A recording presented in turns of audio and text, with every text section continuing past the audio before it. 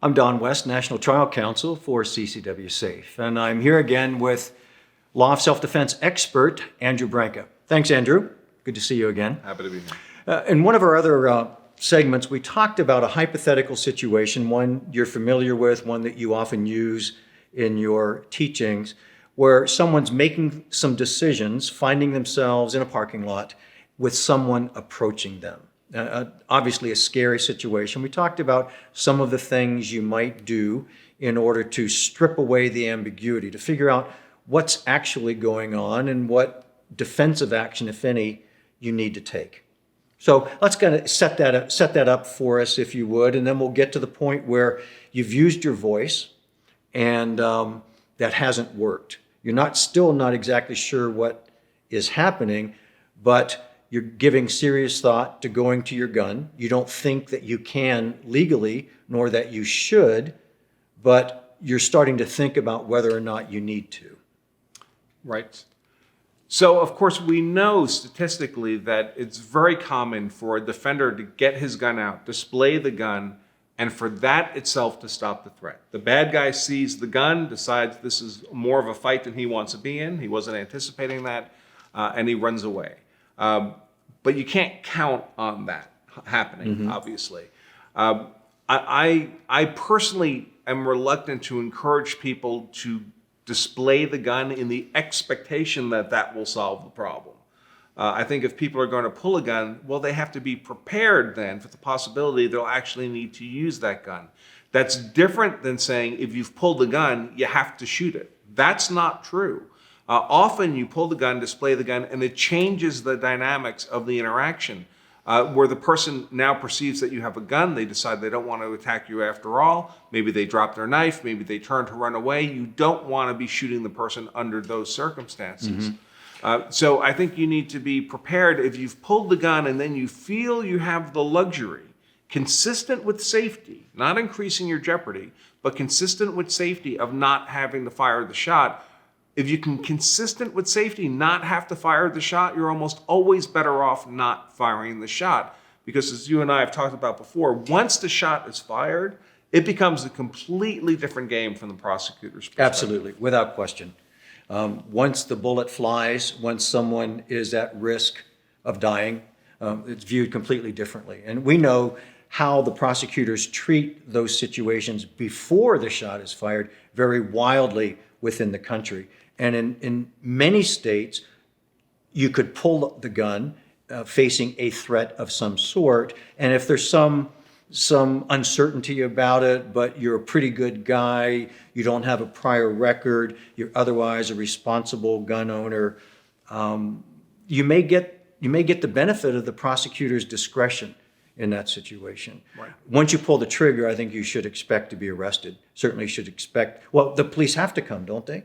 I mean, I've had cases where a gun was displayed and the police officer said, well, if the other guy doesn't complain, we won't investigate. Why'd you even call us? Yeah, I tell you, if the trigger's pulled, the police are going to come. Right. So I know that what we're really talking about is if you pull the gun too quickly, you run a significant risk of being arrested for assault because you've threatened somebody who wasn't a true threat to you. At least the facts didn't establish that they were a true threat. Or at least that's a narrative a prosecutor might decide to take to trial to make that case. Remember, the prosecutor himself doesn't know what happened with any degree of certainty, right? He wasn't there. He's just looking at the evidence, and if he sees a narrative he thinks he can sell to a jury, well, then you've made yourself vulnerable to having to defend that decision in front of a jury. And of course, if you go to the gun too late, that's when you could wind up being carried by six. Right? And that's when you could end up losing that physical fight. Right. And as I've said before, the top priority has to be winning that physical fight. If you don't win the physical fight, everything else becomes rather less present. So let's try to put all of this in a cauldron and stir it up a little bit and talk about the sequence of events leading up to the lethal use of force. Talk about what is often called the 21-foot rule. It's sometimes called the Teuller Drill. In my experience, it's often misunderstood.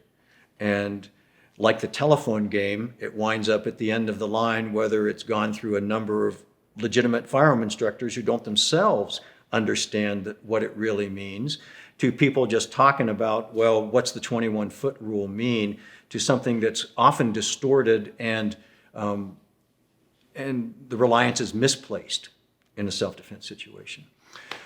So why don't you take a minute and talk about what's known as the 21-foot rule, and then we'll sort of stake out the ground and fill it in from there. Sure. So the 21-foot rule is, as Don says, almost, it's very often mistaught or misunderstood by the students to whom it's being taught. It was developed by a police officer in Salt Lake City, Dennis Tular, who was a trainer for his department as well. And he and his fellow officers ran into this situation with some frequency where there's a suspect who has some kind of impact weapon, who's some distance away from the officer. And obviously, if the suspect is very far away, 100 yards away, he's not yet a threat with that impact weapon. He can't bring a baseball bat to bear, for example, from 100 yards away. But at some closer distance, as he comes in closer proximity, there comes a point where he can be on that officer with that impact weapon before the officer could effectively defend himself. And then the question becomes, well, what is that distance? At what point is he close enough to actually bring that force to bear before the officer could defend himself? And what Dennis Tular did was he ran a bunch of empirical studies, which just means he had his officers run a certain distance with a fake impact weapon and time how long it took them to close the relevant distance. And the relevant distance here is, well, how much time does the defending officer need to get his gun out in order to effectively defend himself? Dennis figured that was about 1.5 seconds, which frankly I think is rather ambitious for most police officers I know, but let's pretend it's 1.5 seconds. If you know it takes 1.5 seconds for a police officer to defend himself, the relevant question is, well, what distance can the aggressor cross in 1.5 seconds? Right. And that distance turns out for most people to be about 21 feet. And that was pretty consistently established in wide range of people doing it, wide range of trained police officers. The police officers sort of collectively were able to unholster, draw the weapon, and fire 2 rounds in about 1.5 seconds. And as you said, that's a bit ambitious. That may be ambitious for the trained police officer. I think Dennis Tular is in SWAT. I think he had some very trained police officers that he was working with. And I would venture to say that unless you are trained as a police officer or have extensive training at the range, it's unlikely you could duplicate consistently the 1.5 seconds, especially under circumstances that may be less controlled. You may not have the same gun that you usually have. You may have it in a different spot on your person, et cetera, can all affect that response time. Absolutely. So what the Teuller drills or the Teuller study effectively showed that if a police officer can draw and fire a gun within 1.5 seconds, they can stop someone coming at them within 21 feet. Right. So what people really need to understand about the Teuller drill, the core message of the Teuller drill is that someone can be an imminent deadly force threat at a greater distance than you might think would be the case. So someone armed with a knife could be an imminent deadly force threat when they're 10 feet away or 15 feet away. Now, they can't touch you yet with the knife, but the point is they could cross that distance quicker than you would be able to defend yourself against an attack. And that distance can be substantially longer than you might otherwise expect if you were not familiar with the Teuller drill. Sure. So if you're standing here, I think what's significant to me, and we know about the handicap parking spot case, Michael Branca, who was prosecuted in that tragic shooting where he was violently pushed to the ground, drew his weapon, and shot his attacker, and was successfully prosecuted. And when he was interviewed by the police, which is a whole other story, the extended interview that he gave without counsel and how that was exhibit featured in his trial, he mentioned the 21-foot rule, and the state ran with that with their expert and essentially undermined what any value, any significance that may have had to him in his defense.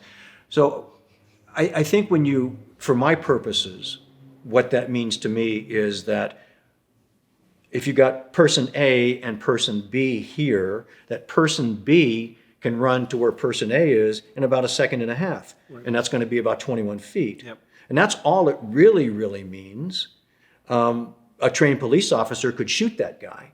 But if you're not as fast, not as well trained, the person is going to be on you in a second and a half. Sure. And of course, the 21 feet is also not a magic number. It's very contingent on the specific circumstances. So say that aggressor is uphill from you. Well, they're going to cross 21 feet in much less than a second and a half because they're running downhill. It also can be complicated by your own ability to maintain distance, to back off from that threat. So maybe we'll talk later about this element of avoidance. But there's lots of good reasons to retreat from a threat if you can do so consistent with safety. And one of them is to maintain the distance. Because as we know from the Tular Drill, distance is time. And time is life. Time gives you the opportunity to make decisions, to act in self-defense. The more time you can give yourself, the more likely you are to win that physical fight. And the more distance you can maintain from the threat, the more likely you are to win that physical fight. If you wait until the person is within 21 feet of you, and unless you are an exceptionally skilled person at the level of a trained police officer, you can't react quickly enough to defend yourself. Yeah, probably not. And by the way, even if you can, another thing to keep in mind is most of us, when we're carrying a gun for personal protection, as I do myself, are carrying a handgun, typically these days most likely a 9mm. But you can shoot someone twice with a 9mm and they don't vaporize. They're not instantly not a threat. If they're charging at you across 21 feet with a machete, they're very likely to still be able to strike you with that machete, even with 2 bullet holes in them. So the fact that even if you could draw in a second and a half and get 2 good center mass hits, that doesn't mean you're safe from that threat. You may have mortally wounded that person. They may ultimately die from those bullet wounds, but they may not do it until after they've grievously wounded you with that machete. I've actually personally spoken with forensic pathologists about that specific issue, and I have been told to my face someone can be shot in the heart, shot with a shotgun, and still have 5 to 15 seconds of mobility before they lose enough blood to lose consciousness. Yes. Unless they're hit in the head and drop down because of that kind of injury, the loss of blood is what kills people when they're shot in the torso. Right. And they still can function almost normally for a significant period of time. I want to talk more about what we've, in terms of this framework, this notion of the 21 feet and its significance if you find yourself in a parking lot with someone approaching you.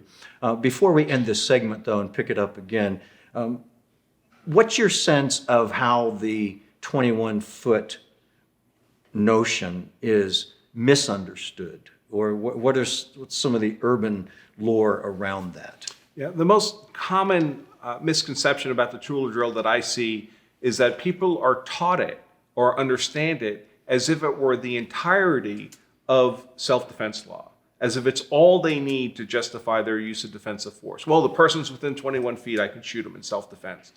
When they do that, what they're presuming is that the other requirements of self-defense are also already present. But the Tular Drill doesn't cover those. For example, who was the initial aggressor? Now, we're all going to think, well, I'm the good guy, so of course I wasn't the aggressor. But remember, the people evaluating your use of force after the fact to determine whether or not it was lawful, they don't know who the initial aggressor was. They weren't there. They didn't see what happened. It could be an open question. Maybe the person you defended yourself had friends there, and they're going to say you were the initial aggressor. Well, that's not covered by the Tular Drill. If, for example, you were the initial aggressor or people believe that you were, the fact that the other person's within 21 feet doesn't save your claim of self-defense. You lost it when you were found to be the initial aggressor. So I think sometimes people hear these pieces of self-defense law, like the Tular Drill, that are useful tools in evaluating a self-defense claim, but they define them too broadly. They give them too much scope in terms of what they cover. Really, the most common misperception is either it's taught or it's understood as if the Teuller drill was itself the entirety of a legal justification for use of force. It's one component, but it's not everything that's required for that use of force to be lawful. Almost to the extent that if you're within the 21 feet, you're good to go. If you're outside the 21 feet, it's not justified. And we know neither is true. Neither is true. Absolutely not. Right. Well, good. As a pleasure, as always, to speak with you. Thanks so much. And we'll talk again soon. Absolutely. Thank you. I'm Don West, National Trial Counsel for CCW SAFE.